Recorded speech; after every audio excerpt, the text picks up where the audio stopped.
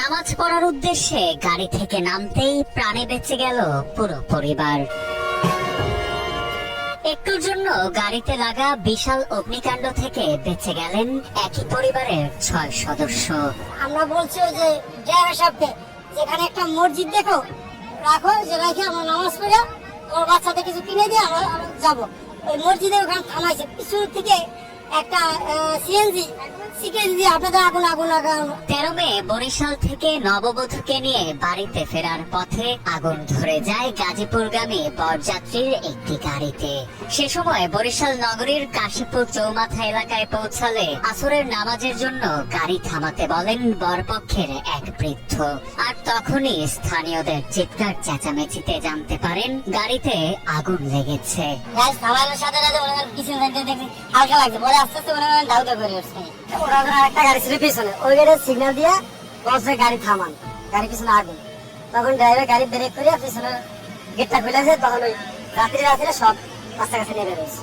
আগুন লাগা গাড়ির চালক ও গাড়িতে থাকা বরপক্ষের লোকজনের ভাষ্য, বরযাত্রার গাড়িটি মসজিদের পাশে দাঁড়ালে গাড়ির পেছনে আগুন লাগার বিষয়টি প্রথমে বুঝতে পারেন পথচারীরা। পরবর্তীতে তাদের চিৎকার চেঁচামেচি শুনে গাড়িটি সাইড করলে গাড়ি থেকে নেমে এসে গাড়ির নিচের অংশে আগুন দেখতে পান তারা নেমে যাওয়ার পর মুহূর্তের মধ্যেই পুরো গাড়িতে ছড়িয়ে পড়ে আগুন। পরবর্তীতে ফায়ার সার্ভিসকে জানানো হলে ঘটনাস্থলে এসে আগুন নিয়ন্ত্রণে আনেন দমকল বাহিনীর সদস্যরা। নামাজ পড়ার জন্য মসজিদে ব্রেক দিয়েছে হালকা।